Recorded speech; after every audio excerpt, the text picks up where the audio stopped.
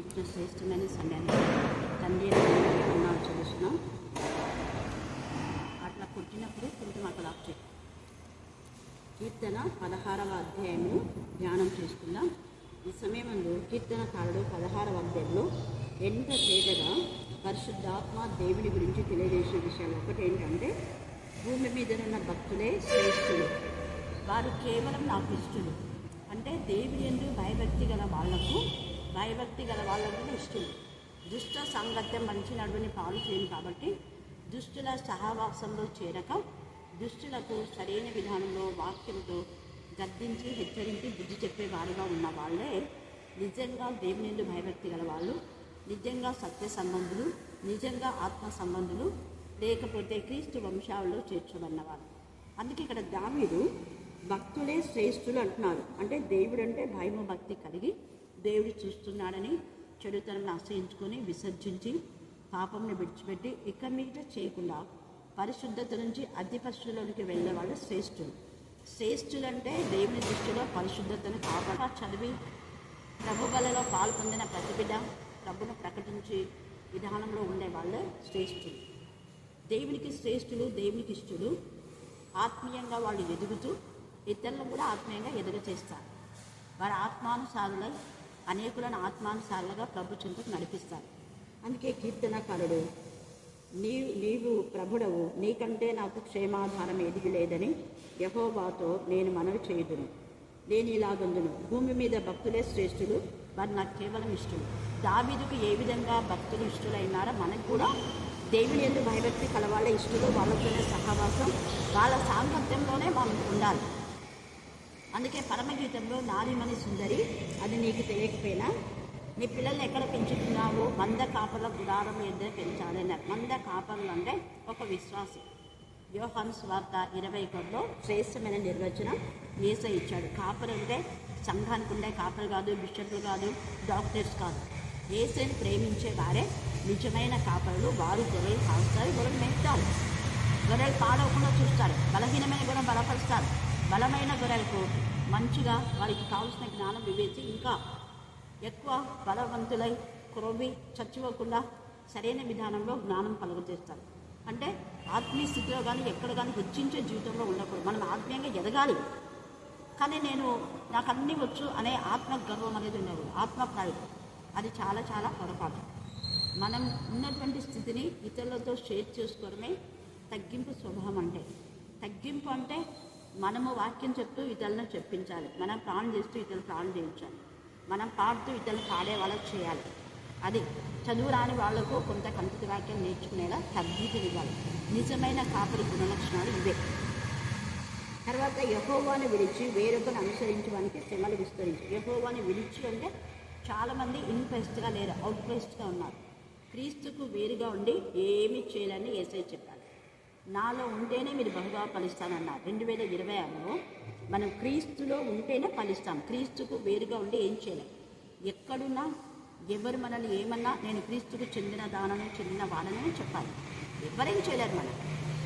అందుకనే క్రీస్తుకు సాక్షులుగా ఉండేవాళ్ళు, క్రీస్తుకు ప్రతినిధిగా ఉండేవాళ్ళు, క్రీస్తు సైనికులు, క్రీస్తు శిష్యులు వారి పేర్లను ఎత్తాను. ఎందుకంటే దేవునికి విరోధంగా ఉండే వాళ్ళ పేర్లు ఎత్తడం కూడా దేవునికి ఇష్టం లేదంట. నిజంగా చెప్తున్నారు చూడండి.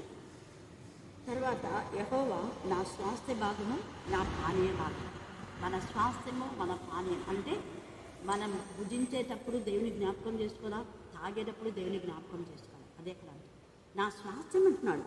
మనకిచ్చిన స్వాస్థ్యంలో మనకిచ్చిన విద్య, ఉద్యోగము, ఇల్లు, ధనధాన్యములు, ఆహార పదార్థాలు, వస్తువులు అన్నీ నీవే ప్రభు అని స్తుతి చేయాలి. అది స్వాస్థ్య భాగం అంటే. అలాగే మనం తాగే ప్రతి పానీయం తాగుతున్నప్పుడు దేవా దీన్ని తాగడానికి మాకు సెలవు ఇచ్చినందుకు నేను స్తుతిస్తున్నాను. చాలామంది భోజనం ఆయన నామం జ్ఞాపకం చేసుకోకే భోజనం చేస్తున్నారా నిండు. కాబట్టి ఆయన ఇచ్చే భోజనాన్ని బట్టి మనం దేవుని స్తుతించగలుగుతున్నాము. తిని ముందు స్తుతించాలి, తిన్న తర్వాత స్తుతించాలి. చాలామంది ప్లేట్లో ఆహారం తీసుకుంటారు కానీ సహించలేక తినలేరు. ఒకవేళ తిన్నా జీర్ణం కాదు. అందుకనే మనం భోజనంకు ముందు ప్రార్థన చేయాలి, భోజనం అయిన తర్వాత ప్రార్థన. మనోహరమైన స్థలము అంటే దేవుని సన్నిధి. శ్రేష్టమైన స్వాస్థ్యం నాకు కలిగింది. ఎప్పుడైతే ఈ విధానంలో మనం ఉంటామో శ్రేష్టమైన స్వాస్థ్యం దేవుడు మనకి ఇస్తాడు. తల్లిదండ్రులు ఇచ్చిన స్వాస్థ్యం కంటే పితరుల స్వాస్థ్యం కంటే దేవుడిచ్చే స్వాస్థ్యం చాలా చాలా విలువైంది. ఆ స్వాస్థ్యము ఆత్మీయ స్థితిలో ఆత్మ ఐశ్వర్యమే, ఆత్మ ఆనందమే, ఆత్మ బలం, ఆత్మశక్తి, ఆత్మల సంపాదనలో మనం ముందుకు వెళ్తే అదే మన ఐశ్వర్యం, అదే మన కిరీటం, అదే మన ఆనందం. దేవుడు ఈ లేఖన భాగాన్ని దీవించి ఆశీర్వదించుగాక. ఆమేన్, ఆమేన్, ఆమేన్.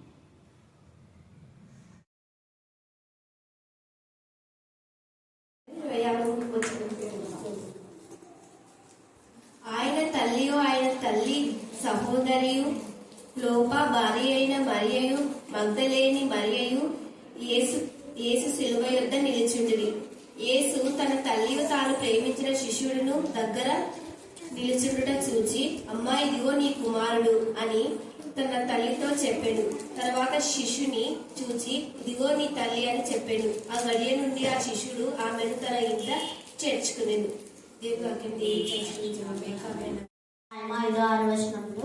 సామెతల గ్రంథము 8వ అధ్యాయము 5-6 వచనములు.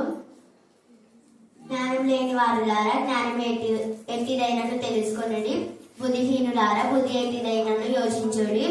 నేను శ్రేష్టమైన సంగతులను చెప్పేదని వినుడి. నా పెదవులు యథార్థమైన మాటలను పలుకును. సామెతల గ్రంథము 8వ అధ్యాయము 13వ వచనము. యెహోవా యందుపై భక్తులు కలిగి ఉండుట చెడుతనమును అసహించుకొనుటయే, గర్వమును అహంకారమును దుర్మార్గతయు నాకు అసహ్యములు. 9వ వచనము. నలిగిన వారికి తాను మహాదుర్గమగును, ఆపత్కాలములో వారికి మహాదుర్గమగును. Chapter 9 verse 9. The Lord is a stronghold for the oppressed, stronghold. Verse 19. But from this day on I will bless you. అధ్యాయము 19వ వచనము. అయితే ఇది మొదలుకొని నేను మిమ్మును ఆశీర్వదించెదను. Chapter 31 verse 3. I have loved thee with an everlasting love.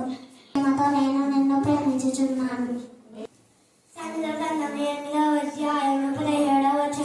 నన్ను ప్రేమించు వారిని నేను ప్రేమించుచున్నాను, నన్ను జాగ్రత్తగా వెతుకు వారిని నేను కనుకొందును. శ్రమ అనుభవించును. సామెతల గ్రంథము 15వ అధ్యాయం 29వ వచనం. భక్తి వస్తువులు నీతి మంతుల ప్రార్థన ఆయన ఆలకించును. మన ధ్యాన అంశం ఏంటంటే యేసయ్య శిలువ దగ్గర నిలిచినటువంటి స్త్రీలు. చెప్పండి ఏంటి? యేసయ్య శిలువ దగ్గర నిలిచిన వారు స్త్రీల గురించినటువంటి ప్రాధాన్యత చాలా చాలా ఉంది.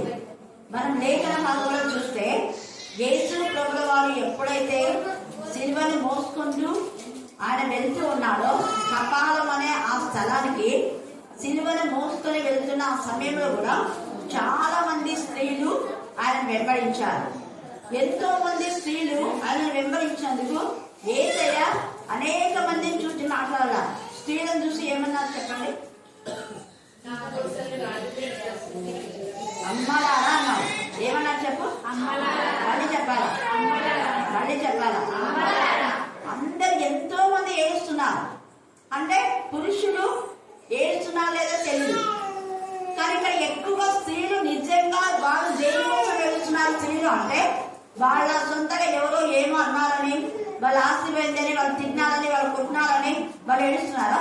ఎందుకు ఏడుస్తున్నారు వాళ్ళు? యేసయ్యను ఇంత నిర్దాక్షిణ్యంగా నిర్దోషి అయినటువంటి యేసు ప్రభుల వారు, ఏ నేరం చేయని యేసు ప్రభుల వారు ఇలాగ బాధ పెడుతున్నారే అని వాళ్ళు ఏడుస్తున్నారు. మరి ఇలాంటి వేళ మన యొక్క ఏడుపు ఏ విధానంలో ఉంది? దేనికోసం ఏడుస్తున్నారు? వెంటనే యేసు కూడా ఏమన్నా అంటే, నా కోసం ఏడవలసిన అవసరం లేదు, నేను ఆల్రెడీ తండ్రి అయిన దేవుడి కుమారుని, నేను తండ్రి అయిన మహిమలో నేను ఖచ్చితంగా వెళ్తా. కానీ మీ పిల్లలు భయంకరంగా ఉన్నారు. చూడండి, ఎవరి కోసం ఏడవాలంట? మీ కొరకు. మళ్ళీ చెప్పాలా? మళ్ళీ చెప్పాలా? మీ కొరకు, మీ పిల్లల కొరకే ఏడవండి. ఎందుకంటే మీ బతుకులు సరిగా లేవు. ముందు మీరు ఆత్మీయంగా ఎదిగినారో లేదో చూసుకోండి. మీ ఆత్మీయ స్థితి సరిగా ఉంటేనే పరలోక రాజ్యంలో చేరుతారు. అలాగనే మారు మనసు పొంది మారు మనసు తగిన ఫలాలు ఫలిస్తేనే, నిజమైన మార్పు ఉంటేనే మీ పిల్లలు కూడా పరలోక రాజ్యం చేరుతారు. నిజమైన మార్పు లేకపోతే చేరాలి. మన వాళ్ళు మారు మనసు అంటే వాళ్ళు చెప్పిన తప్పుడు బోధన విని ఏదైనా చేస్తే అది అంటారు మారు మనసు. అలానే వాక్యంలో లేదు. నిజమైన మార్పు అంటే క్రీస్తు యేసున కలిగిన మనసు అంటే యేసయ్య తనకిచ్చింది ప్రతిదీ కృతజ్ఞత చెల్లించి ఆశీర్వదించి తిరిగి ఎవరికి ఇచ్చినాడు చెప్పాలి. ఎవరికి ఇచ్చినాడు? తిరిగి శిష్యులకు అందరూ పంచుకోండి అన్నాడు. పంచే జీవితంలో ఉండడమే మారుమనసు అంటే. ఇతరులకు ఇవ్వడమే మారుమనసు అంటే. ఇతరులు దోచుకోవడం కాదు మారుమనసు అంటే. క్రీస్తు యేసున కలిగిన మనసు అంటే యేసయ్య తనకిచ్చిన పరలోక సంబంధమైన ప్రతి ఆశీర్వాదం మీరు పొందుకోవాలి అన్నాడు. ఆత్మ సంబంధమైన ప్రతి ఆశీర్వాదం ఇచ్చాడు శిష్యులకు. అలాగనే శారీరకంగా యేసయ్యకు ఇచ్చినటువంటి భోజన పదార్థాలు కూడా శిష్యులకు ఇచ్చాడు. శిష్యులకు ఎప్పుడు ఏది తక్కువ కాలేదు. వాళ్ళు అడిగారు, నన్ను వెంబడించినందుకు మీకు ఏమైనా తక్కువైందా అంటే ఏమన్నారు వాళ్ళు? ఏం తక్కువ కాలేదు ప్రభు అన్నారు. అది యేసయ్య ద్వారానే మనం ఏదైనా పొందుకోవాలి. మనుషులు ఏమి ఇస్తారా, మనుషుల దగ్గర నుంచి ఏది దోచుకోవాలా అనేది కాదు. అది చెడ్డ ఆలోచన. ఇక్కడ స్త్రీలు తమ ఆస్తితో యేసయ్యను వెంబడించిరి అని మరి సువార్తలో రాయబడింది. తమకున్నటువంటి ఆస్తిని యేసు ప్రభుల వారి యొక్క సేవ కొరకే వాడినారు. వాళ్ళ కడుపు తినడానికి వాడుకోలేదు. సేవా జీవితంలో సేవకు కావాల్సిన ఖర్చులు అంటే నదులలో ప్రయాణం వెళ్తున్నప్పుడు పడవకు కావాల్సిన ఖర్చులు కానివ్వండి, భోజన పదార్థాలు కానివ్వండి, ఇలాగా మార్తా మరియా లాజరు యేసయ్యని ప్రేమించి అక్కడ యేసయ్యకి ఏం చేశారు? వాళ్ళు విందు ఏర్పాటు చేశారు. ఇక తర్వాత యేసయ్య చనిపోతున్నాడని తెలిసినప్పుడు మగ్దలేనే మరియా చాలా రిచ్ ఆమె తనకున్నదంతా కూడా యేసయ్య వెళ్ళిపోతుంటే ఇదంతా నేనేం చేసుకోవాలని ఆమె పరిమళమైన మరి ఎంత చక్కగా అది ఎంతో విలువైనటువంటి అద్దరు, చాలా సువాసన కలిగిన అద్దరు గుడ్డిని తెచ్చి పగలగొట్టి ఆయన తలపైన పోసారు ఒకరు, ఇంకొకరు పాదంలో పైన పోసి వెంట్రుకలతో దేంతో తుచ్చినారు? మళ్ళీ చెప్పాలా? వెంట్రుకలతో ఆమె తుడవడానికి అక్కడ కారణం ఉంది. ఎందుకు వెంట్రుకలతో తుడిచింది అంటే మొదటి కొరింథీ 11వ అధ్యాయంలో స్త్రీకి తల వెంట్రుకలు పైన చెంగుగా ఉంది. ఉందా? పైన చెంగనే. పైన చెంగు అంటే ఏంటి? ఒక వస్త్రం అంటే వెంట్రుకలే వస్త్రంగా ఉన్నాయని. వెంట్రుకలు ఘనత కోసము స్త్రీ వెంట్రుకలు పెంచుకోవాలని ఉంది. మరి ఘనత కోసం పెంచుకోవాల్సిన వెంట్రుకలను ఎవరైనా కప్పి పెడతారా? గంధం కప్పి పెడతారా? ఎవరైనా? యేసు ప్రభు మనకు శిరస్సు అయినప్పుడు శిరస్సైన యేసు ప్రభుకు ముసుగు వేస్తారా? తప్పుడు బోధన ముసుగు నీకు ఇష్టమైతే వేసుకో. ముసుగులో ఎన్ని పనులు చేస్తుంటారు. మోషే ముఖం పైన ముసుగు తీసివేయబడిన ఇంకా చాలా చోట్ల ఉంది ఈ మాట. అక్కడ ఏమని రాయబడిందంటే మీరు పెంచుకున్న వెంట్రుకలే ఘనత స్త్రీకి. తండ్రి అనే దేవుడిచ్చిన ఘనతను కప్పిపెట్టడం కాదు, అక్కడ వెంట్రుకలు కత్తిరించుకోవడం తప్పు అని చెప్పడానికి పౌలు ఆ మాట చెప్పాడు. పైన పురుషులు కూడా ఉంది అక్కడ. మీరు క్షౌరం చేయించుకోవచ్చు కానీ మరి మొత్తం వెంట్రుకలు పెంచుకోకూడదు ఎంత లేదా ఉంది. అది పురుషులకు అలా చెప్పి స్త్రీలకు చెప్పడం అది. మరి వాళ్ళు సరిగా చదవని వాక్యం సరిగా చదవకుండా ముసుకేసుకోలేదు దాని గురించి చెప్తుంటారు చాలా మంది. నేను మీరు చెప్పేటప్పుడు కొంతమంది విన్నా, అందరు చెప్పాలి. కొంతమంది వివేకులు కాదు వాళ్ళు. వివేకులు అయితే చెప్పదన్నమాట. అది పూర్తిగా చదువుతారు, చదివి దాని అర్థం తెలుసుకుంటారు. వెంట్రుకలు అనేవి ఘనతది కానీ వెంట్రుకలను దగ్గరగా ఎంచుకోకూడదు. అలాగనే 10-20 జడలు వేసుకోకూడదు. జడలు అన్నాడు, జడ వేసుకోవచ్చు. ఉందా జడ చేతనైనా అని విలువైన మరి అంత మనం ఎంతో ఉంది కదా అని చెప్పి ఇష్టానుసారమైన బంగారు నగలతో కూడా అవించుకోలేదు ఎంతో. అందుకే సహజ స్వభావంగా క్రైస్తవ బిడ్డ తగిన విధానంలో ఉంది. తగిన విధానంలో ఉంది కదా అని బెడంతా అలంకరించుకోమని లేదు. ఉంది కదా అని 20,000 చీర కొనుక్కోమని లేదు. తగు మాత్రము వస్త్రము, తెల్లని వస్త్రాలని రాయబడింది. మరి తెల్లని వస్త్రాలు ఎక్కడ తీసుకుంటున్నారు? ఉందా తెల్లని వస్త్రాలని? ఉంది. ఇంకా చాలా చాలా ఉన్నాయి.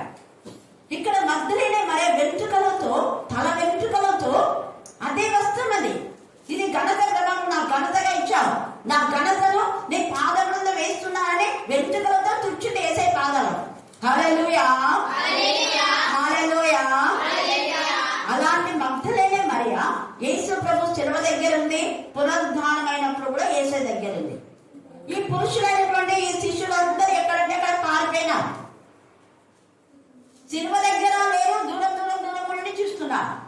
పునరుద్ధరణ అయిన తర్వాత యేసుని చూడడానికి వెళ్ళడానికి కూడా పోలేదు, ఇలా తలదేసుకున్నా పురుషులు. కానీ స్త్రీలైతే ఈ స్త్రీలే, ఇక్కడ స్త్రీలు వీళ్ళలో ఇంకా క్లోప భార్య అయిన మరియ కానీ యోహన్నా కూడా ఉంది, కూజా భార్య. అక్కడ హేరోదు దగ్గర ఖజానాదారుగా ఉన్నటువంటి కూజా భార్య యోహన్నా ఆమె కూడా. వీళ్ళందరూ కొంతమంది స్త్రీల పేర్లే ఉన్నాయి, ఎంతమంది వెళ్ళారో నాకు తెలియదు. కానీ సలోమియు, మగ్దలేనే మరియయు, వేరొక మరియయు వీళ్ళంతా కలిసి యేసయ్య శిలువ దగ్గర ఉన్నారు, పునరుద్ధరణ అయినప్పుడు కూడా వెళ్ళారు. కానీ చివరిదాకా యేసు ప్రభు యొక్క మరి ఆ యొక్క పునరుద్ధరణ శరీరం చూడాలి అని జీవి కలిగి ఉంది మగ్దలేనే మరియ మాత్రమే. అందుకనే స్త్రీలకు ఎంతో ఘనత ఇచ్చి యేసయ్య కూడా ఆయనకి ఎంత ప్రేమ అంటే ఎంత కృతజ్ఞత. ఇంతగా నన్ను వెంబడించిన ఈ స్త్రీలు, శిష్యులంతా దూరం దూరం ఉండి భయపడి చూస్తున్నారు. స్త్రీలు ఎంత దగ్గరగా శిలువ దగ్గరనే ఉన్నాం. ఇలాంటి కాలంలో శిలువ దగ్గర, శిలువ సమీపంలో ఉంటే ఖచ్చితంగా దేవుడిని ప్రతి అక్కడ అవసరం తీరుస్తారు. శిలువకు దూరంగా కాదు, శిలువకు శత్రువుగా కాదు. క్రీస్తుల గురించిన వార్త, శిలువల గురించిన వార్త నశించు వారికి వెళ్తారా, రక్షింపబడుతున్న మనకేంటి దేవుడి శక్తి. ఆ శక్తిలో తల్లి మరియ తను పోగొట్టుకున్న కుమార్ని పొందుకుంది. తను తల్లిగా భావించినట్టు యేసయ్య మరణించిన తర్వాత తన తల్లిని, తల్లి మరియనే తన తల్లిగా చూశాడు. తన సొంత తల్లి సలోమి ఉంది, కానీ ఆమె కంటే ఎక్కువ యేసయ్య అప్పగించిన తల్లిని గురించి పోషించాడు. మరి మనం మన తల్లులనే చూసుకుంటున్నామా? వేరే తల్లులుగా మనం భావిస్తున్నామా? యేసయ్య అక్కడ అప్పగించడానికి కారణం అదే. ఆత్మ సంబంధుల వాళ్ళ నీకు నిజమైన తల్లి అని చెప్పడానికే అక్కడ తల్లి మరి ఇదిగో ఈయనే నీ తల్లి అన్నాడు. అదేంటి అక్కడ సలోమి అనుకోవచ్చు, నేను తల్లిని ఉండగా ఆమె తల్లి అంటాడే అనుకుందామే? అనుకోవాలి. ఆత్మ సంబంధమైన బంధాన్ని యేసయ్య శిలువ దగ్గర వీళ్ళకు తెలియజేశాడు. అయితే నా కుమారుడు వెళ్ళిపోతున్నాడే, నేను శారీరకమైనటువంటి కుమారుడే తల్లి నీకు, కానీ నీ ఆత్మ సంబంధమైన కుమారుడు యోహాను ఇదిగో ఇద్దరే. నేను తండ్రి యొక్క చిత్తాన్ని నెరవేర్చడానికి వచ్చాను, నా కార్యాలు నేను చేసుకున్నాను, నా కార్యాలన్నీ పూర్తి అయిపోయినాయి, మళ్ళీ నేను తండ్రి దగ్గరికి వెళ్ళాను కదా, నా పని పూర్తి చేస్తాను చెప్పాలి కదా. అయితే ఇప్పటి నుంచి నీ కొడుకు ఇదిగో యోహానే. అందుకే మొదటి యోహాను, రెండవ యోహానులో తల్లి మనకి ఇచ్చిన ఆజ్ఞ అని అక్కడ చెప్తారు. కాబట్టి ఈ రాత్రి కాల సమయం అందు శిలువ దగ్గర ఉన్న ఈ స్త్రీలు మనకిచ్చేటువంటి ఉపదేశం ఏంటంటే, మనం శిలువ దగ్గర ఉండడం ద్వారా నిజమైన ఆదరణ, ఆనందం, సంతోషం, సమాధానాన్ని పొందుకుంటాం. మనం ఏది కోల్పోయినామో అది ఖచ్చితంగా పొందుకుంటాం. వీళ్ళు శిలువకు సమీపంగా ఉన్నారు కాబట్టి ఏ తల్లి ప్రేమను కోల్పోయాడో ఆ తల్లి ప్రేమ యోహాను పొందుకున్నాడు. ఏ కుమారుడు మరి వెళ్ళిపోతున్నాడు అనుకుందో ఆ తల్లి తన కుమారుని శిలువ దగ్గర పొందుకుంది. హల్లెలూయా, హల్లెలూయా, హల్లెలూయా. యేసయ్య శిలువ గురించి మనం ధ్యానించేటప్పుడు ఆయన శిలువ వేయబడడానికి కారణం అన్ని ఇవే. మనం ఏది కోల్పోయినామో అన్ని పొందుకోవడానికే. ఇక్కడ మనం చూస్తే ఈ 19వ అధ్యాయం 14వ వచనంలో వారు దానిని చింపకంటే ఆయన అంగిని, ఆ అంగి కుట్టులేక పైనుండి యావత్తు నేయబడినది కనుక వారు దానిని చింపక అది ఎవరికి వచ్చునో అని దానికోసం చీట్లు వేయడమని ఒకరితో ఒకరు చెప్పుకొనిరి. అయితే వీళ్ళు చీట్లు వేయడానికి అక్కడ ప్రవచనం ఉంది. ఏం ప్రవచనం అంటే, వారు నా వస్త్రములను తమలో పంచుకొని నా అంగీ కోసము చీట్లు వేసేది. ఆయన అంగీని పంచుకోవాల్సిన అవసరం అక్కడ ఏమొచ్చింది అంటే, యేసయ్య వస్త్రాలు తీసివేసి వేరే వస్త్రాలు వేయడానికి కారణం ఏంటంటే, మన పాపపు వస్త్రాలు ఆయన వేసుకున్నాడు. అందుకే ఎర్రటి వస్త్రం, పాపం ఎలా ఉంటుంది? ఎర్రగా ఉంటుంది. మనం చూస్తే యెషయా 1వ అధ్యాయం 18, 19 వచనాలు చదవండి. యెషయా 1, 18, 19. యెహోవా ఈ మాట సెలవిచ్చుచున్నాడు, రండి. వివాదం ఉంది అంటే ఎట్లా ఎదగా ఉంటాయి? మీకు వివాదం ఉందేమో అని, ఎలా మన పాపాలు పడుతుంది, మీకు వివాదం ఉందేమో, రండి తీర్చుకుందాం, రండి మన వివాదం తీర్చుకుందాం. మీ పాపములు రక్తము వలె ఎర్రని వేయను, హిమము వలె ఎట్లా చెప్పాలి? తెల్లబడ్డది కదా. అది యేసయ్య శిలువ ద్వారా మీ పాపములకు ప్రక్షాళనం అవుతుంది అని యెషయా ముందే ప్రవచించాడు. పాపం అన్నది ఎర్రగా ఉంది అనడానికి ఒక సూచన. అందుకే యేసయ్య యెషయాలో అంటాడు కదా, ఏంటి నీ వస్త్రములు ఎర్రగా ఉన్నాయి అంటే, నేను ఒక్కని ఒంటరిగా గానుగలు తొక్కి తిని అంటాడు. ద్రాక్షారసపు గానుగలు నేను తొక్కినాను అంటే అనేకుల పాపని తొక్కివేశాను. తొక్కడము ద్వారా ఆ పాపము నా యొక్క వస్త్రాలకు చిందించబడి నా వస్త్రములు ఎర్రగైనాయి అంటే ఇప్పుడు వాళ్ళలో పాపం లేదు అని అర్థం. ఆ పాపాన్ని నేనే ధరించాను అని అర్థం. ఆ పాపాన్ని నేనే భరించాడు అనడానికి ఇక్కడ సూచనగా యెషయా ప్రవశిస్తున్నాడు. మళ్ళీ మీ పాపములు కెంపు వలె ఎర్రమైనా కూడా గొర్రె ముచ్చులాగా తెల్లగా ఉంటాయి. ఈయన తెల్లని వస్త్రాలు వాళ్ళు చీట్లు వేసుకుంటున్నారు అంటే మనకు రక్షణ వస్త్రాలు, స్తుతి వస్త్రాలు, మహిమ వస్త్రాలు, ధవల వస్త్రాలు, ఆనంద వస్త్రాలు, సంతోష వస్త్రాలు ఆయన మనకి ఇవ్వడం కోసమే ఆయన వస్త్రాలు తీసివేసి వేరే వస్త్రాలు ధరించవలసి వచ్చింది. రాత్రి కాల సమయమందు మన రాజులైన యాజక గుంపులో చేర్చాలి. బికారుగా ఉండాలని కాదు, పేదవాడిగా ఉండాలని కాదు. ఆయన వస్త్రములు చాలా విలువైంది. అది అంగి కుట్టలేక పైనుండి యావత్తు నేయబడినది. పైనుంచి యావత్తు నేయబడితే ఒక మంచి రిచెస్ వాళ్ళు మాత్రమే ఈ వస్త్రాలు ధరిస్తారు. హల్లెలూయా, హల్లెలూయా, హల్లెలూయా. ఆయన వస్త్రంలో ప్రత్యేకత. అందుకని ఆయన వస్త్రంలో ప్రత్యేకత, ఆయన భూమిలో ప్రత్యేకత, ఆయన మాటలో ప్రత్యేకత, ఆయన చూపులో ప్రత్యేకత, ఆయన రక్తంలో ప్రత్యేకత. ఎవరి రక్తంకు ఏసే రక్తంకున్న ప్రత్యేకత లేదు. రక్తం అంతా కాల్చబడింది నీకోసం నా కోసం. కాబట్టి ఈ రాత్రి కాల సమయమందు ఈ స్త్రీలకు ఉన్నటువంటి ఈ ఆసక్తి మనం కూడా కలిగి ఉండాలి.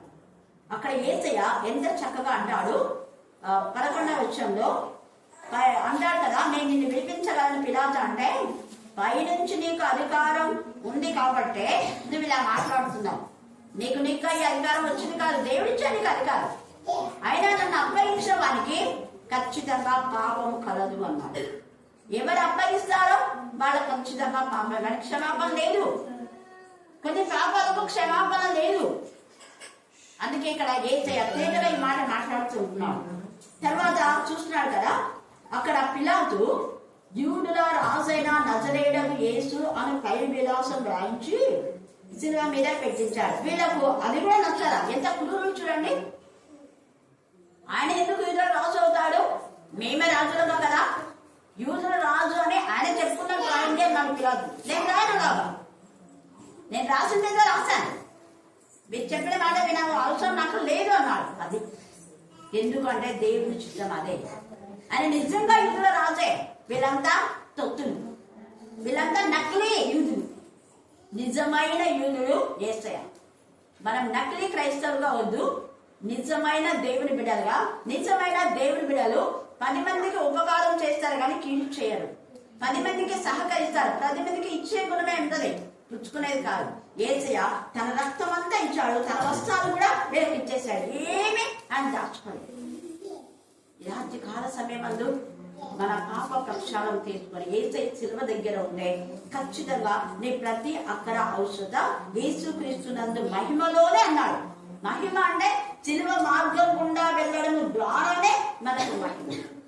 అందుకని ఆ మహిమలో మనము ఏది పోగొట్టుకున్నామో వాటిని పొందుకోవడానికి శిలువ దగ్గర శిలువ వైపు చూసినప్పుడు, శిలువలో ఆయన కార్యంలో శిలువలో ఏ విధానంలో ఆయన మరి ఆ శిలువ శ్రమలను భరించాడు అవన్నీ మనం గుర్తు చేసుకుని శిలువ ధ్యానంలో శిలువ విలువలో సమస్తమైన విలువను మనం పొందుకుంటాం.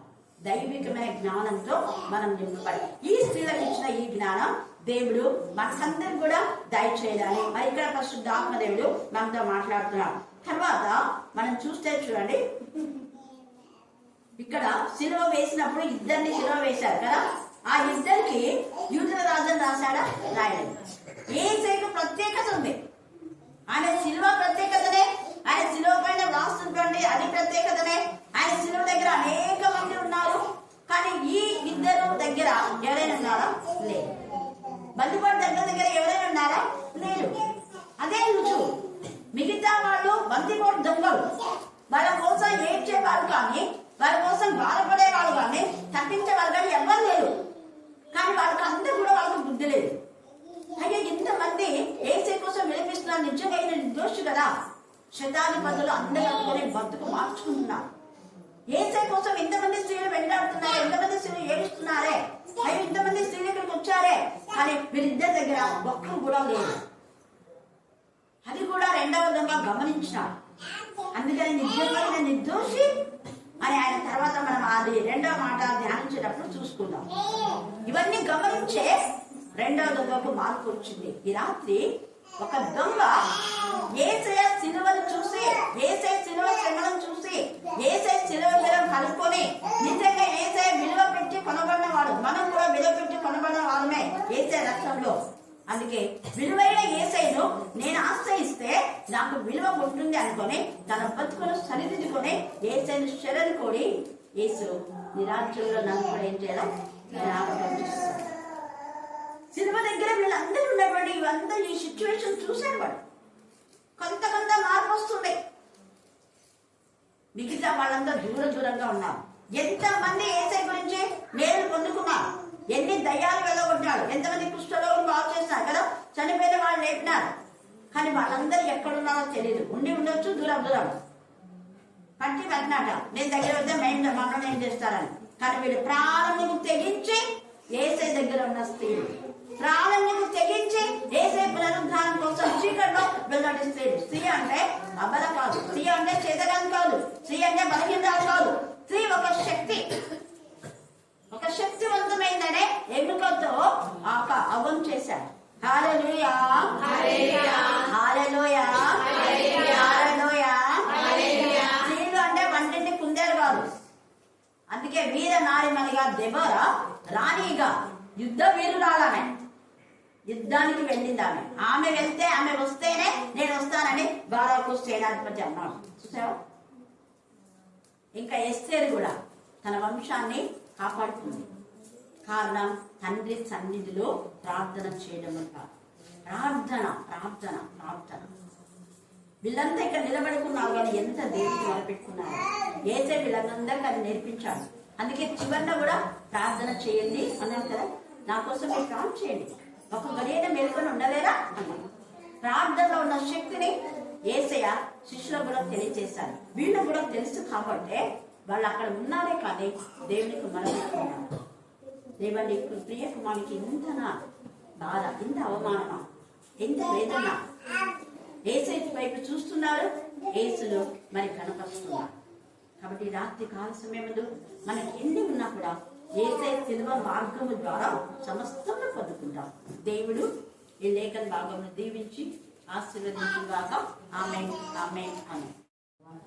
అయ్యా నా తల్లి ఉదయకాలం అయితే మీరు కంటి రెప్పలా కాల్చిపాటిన దేవానికి స్థితిస్తుంది. మా పని పాటలను మీరు తోడుండి సహాయం చేసిన దేవానికి స్థితిస్తుంది ప్రభా.